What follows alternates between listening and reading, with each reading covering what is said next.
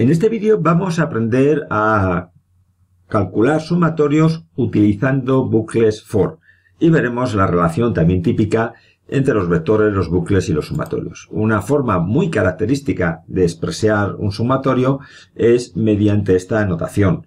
Esto lo único que quiere decir que P va a hacer calcular el sumatorio de los elementos de un vector. Como siempre, es una asignación, por lo tanto, lo primero que tenemos que ver es dónde se va a guardar el valor de esta operación. En este caso, es una operación llamada sumatorio, pero lo importante es que se va a guardar en una variable P. No se va a guardar ni en un vector, ni se va a guardar en una matriz. Se va a guardar en una variable. ¿Por qué? Porque observar que aquí no hay ningún subíndice. Por lo tanto, lo que está claro es que el resultado de esta operación se va a guardar en esta variable. Se debe sumar los elementos de un vector, por lo tanto, gráficamente lo podemos representar así. Es decir, aquí hay una estructura de datos que es un vector. Cada vector, en este caso se llama A, tiene una serie de elementos y debemos sumar los distintos elementos de este vector y guardar el resultado en P. Si lo preferimos, también lo podemos expresar de esta otra forma, que también es bastante habitual. Realmente estamos haciendo lo mismo, solo que expresándolo de forma distinta. En cualquier caso, si se hace de esta forma, siempre tenemos que tener claro cuál es el primer elemento, cuál es el último de este sumatorio y, por supuesto, ver el término genérico y expresarlo en función de un índice, en este caso, I. ¿Por qué? Porque de esta forma tendremos el índice I, tendremos el valor inicial igual a 1, primer elemento igual a 1, y el valor final, último elemento, n, como vemos aquí, n es el último elemento. Por lo tanto, lo hagamos de una u otra forma, realmente tenemos que, fijarnos en las mismas características. Vamos a ver ahora cómo haríamos el programa MATLAB, insisto, utilizando bucles. Bien, vamos a ver una serie de cuestiones que siempre tenemos que tener en consideración y además que ya debe ser un hábito y debemos hacerlo ya prácticamente de forma automática cada vez que veamos una sentencia de asignación.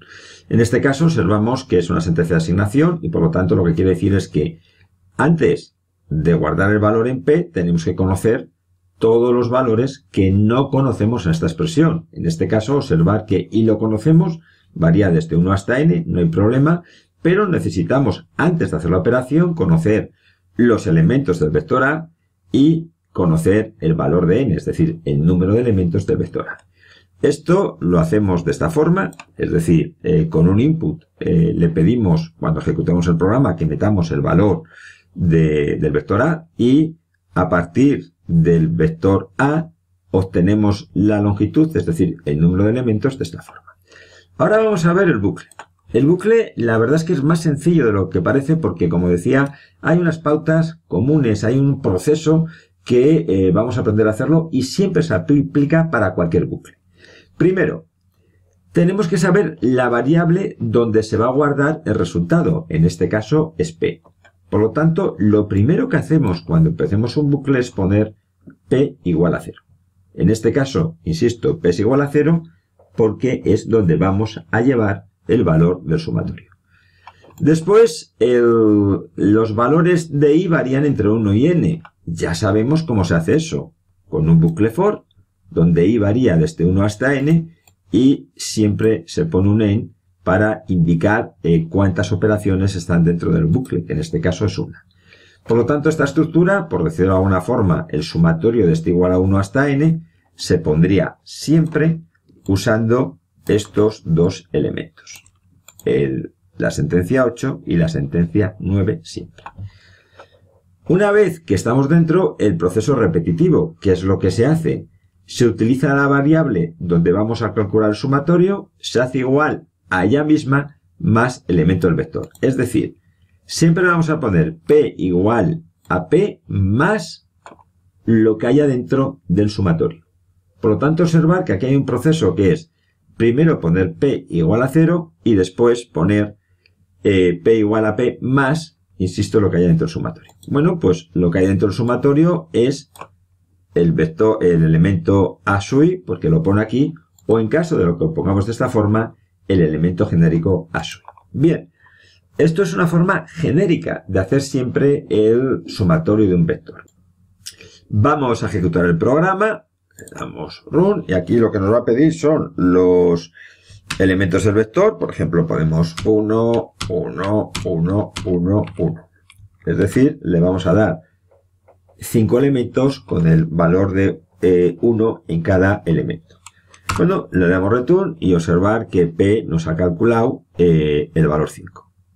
Como vemos, aquí tenemos el vector 1, 1, 1 y lo que ha hecho es sumar a su 1 más a su 2 y así hasta su n, que vale en este caso 5, y nos ha dado la suma de esos valores. Esto realmente siempre lo vamos a aplicar de esta forma. Todos los bucles funcionan igual. Repito, el variable donde vamos a guardar el resultado ponemos p igual a 0.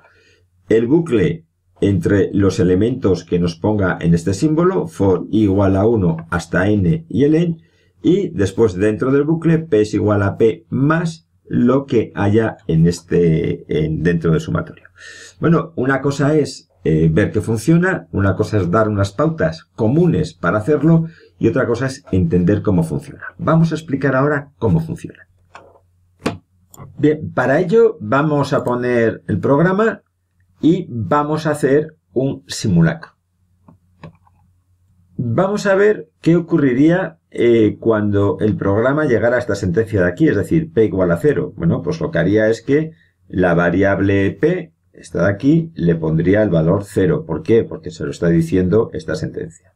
Cuando llega a otra sentencia, es decir, for i igual a 1 hasta 3, lo primero que hace es poner i igual al valor de 1 y calcular p igual a p más a sub i. Es decir, que para i igual a 1, la primera vez que se mete en el bucle, p será lo que valía p más el valor de a sub 1. ¿Cuánto valía p? 0. Porque recordad que está puesto aquí. Y además se le suma el valor a sub 1. Bien, llegamos al en, vuelve arriba y vale 2, por lo tanto vuelve a hacer la misma operación. P es igual a p más a2. Bien, ¿esto qué será igual? ¿Qué valía antes p? Pues justo todo esto de aquí. Por lo tanto, p, antes de este bucle, vale 0 más a sub 1. Y a esto le suma a sub 2. Por lo tanto, ahora mismo p valdrá 0 más a sub 1 más a sub 2. Vuelve por aquí y hace i igual a 3. En este caso, hará p es igual a p más a sub 3. Por el mismo procedimiento y relacionamiento de antes, primero, ¿cuánto vale p? Pues observar que p vale todo esto. Por lo tanto, p es igual a 0 más a 1 más a 2 y a esto le suma a 3. Bueno, hemos visto cómo p lo que va usando es esta fórmula, es decir, igual a p más a sub i, para ir calculando el valor. Al final, el resultado es 0, a1 más a2 más a3. ¿Por qué ponemos al inicio, antes de meternos en el bucle, p igual a 0? Bueno, pues por una razón muy sencilla. Daros cuenta que aquí hay una operación.